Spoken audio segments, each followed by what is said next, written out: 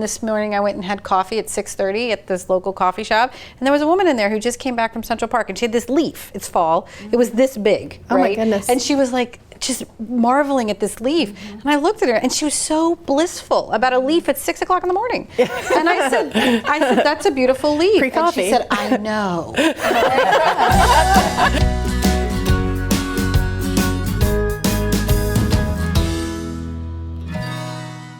think happiness is such a buzzy topic. Like, we're always sort of like, how do I get happier? How do I make this better? I think that part of it's a choice, and part of it is, this accepting where we are and all that stuff you guys have said. But I also think there's something that we physically do to ourselves that set ourselves up on a daily basis to bring happiness in, whether that's contentment or possibilities through hormones and energy or whatever, to be able to have happiness. I think what's going on in our body is very meaningful to our emotional experience. And I think we should talk about that. Oh, well, that's, in my most recent book, because I've been doing this 40 years, and what I find is you can do the good psychological work, and we have to all do that. We can lead a good life. But I see so many people doing that, and yet still they'll feel depression, there's a lack of happiness, there's chronic anxiety, sometimes they don't sleep well. It's about nutrition as well. It's about lifestyle. Is that our lifestyle balanced? Are we getting enough time for ourselves to relax and do things we enjoy doing, as opposed to always being there for others, which is just as important? What are we putting in our bodies? And I just felt I had to write this book, which is on ADHD. Now, how does that have to do with happiness? Well, attention deficit disorder, the same condition that causes some children to be hyper bold, which is hyperactivity. Some children who are naturally creative become hyper creative, which makes them very disorganized all the time and then messy and so forth.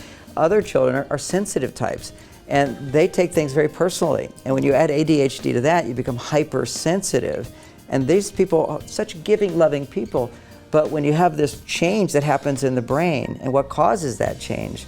Something very, very significant. In the last 30 years, our lifestyle has changed a lot. We've sped everything up, and life is so much faster now, and speed is a major dopamine stimulator. That's what methamphetamines are, is speed.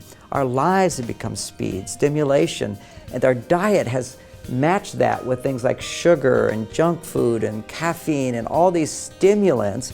What people don't realize is the more stimulated you are, the more you demand and need stimulants to be happy, but it's a very passing happiness, as opposed to being content and fulfilled and happy with what you have. We're rushing to more. We need more and more and more. And it really comes back to our diet, and our diet today is quite toxic quite often. Our diet today is nutritionally deficient. So we have to look at good quality foods, organic foods. And my belief, and why I wrote a whole book on this, is the supplements that I've seen to help children with ADHD, but couples with ADHD. Because we all have it to some degree if we're rushing around. And what people don't realize is when you're married, it shows up as we're adults, it shows up as for women as being overwhelmed. That's the lack of focus on one thing. They're focusing on so many things and not themselves. And men tend to focus, they tend to have a hyper focus where they forget all the other things in their life. One thing takes the full attention and they miss life. They get to their old age and they kind of go, oh my gosh, I spent my whole life just focused on my work. What about my family, my children? I neglected that. So our bodies really play a big role. Our bodies play a big role. Yeah. Right. You even wrote about it in your book, didn't you? I certainly Which did. I loved. I certainly did. It was great. And it's one of the reasons why I started a meditation weekly telecall. Actually, people from all over the world call in. One of the things that I realized is that when I was working with my clients, they would be really happy during that 1 hour session that I would have with them. But in between, they would kind of lose it all. So I actually started a telecall. It's once a week called Miracle Mondays Meditation. And I found that the clients who did this practice of a spiritual practice every single day, they were able to hold their happiness from session to session, and then eventually they began to embody their own happiness. So there's something to be said about going inside, being still, and allowing yourself to be happy, but do it on a regular basis, as a practice, as a daily practice. Daily practices are so important, rituals that we know we're going to do over and over that let us slow life down, and that's one of the most valuable ones. Exactly.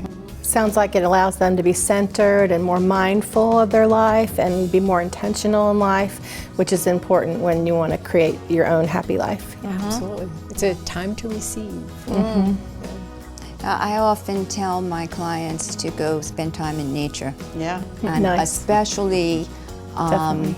you know, when I'm feeling a little bit down myself, I find that going to the ocean, and I just sit by the ocean.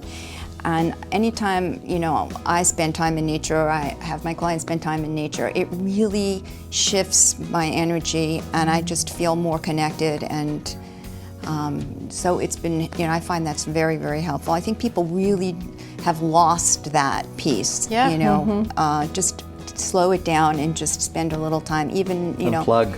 Yeah, Unplug. exactly. I think we need a sense that we're not the most important thing in the world. Right. And we need some sense that this morning, we're filming in New York, and this morning I went and had coffee at 6:30 at this local coffee shop, and there was a woman in there who just came back from Central Park, and she had this leaf, it's fall, it was this big, Oh my right? goodness. And she was like, just marveling at this leaf. And I looked at her, and she was so blissful about a leaf at 6 o'clock in the morning. And I said, that's a beautiful leaf. Pre-coffee. And she said, I know. I thought, you just made me happy. I made you happy. This is a happy moment.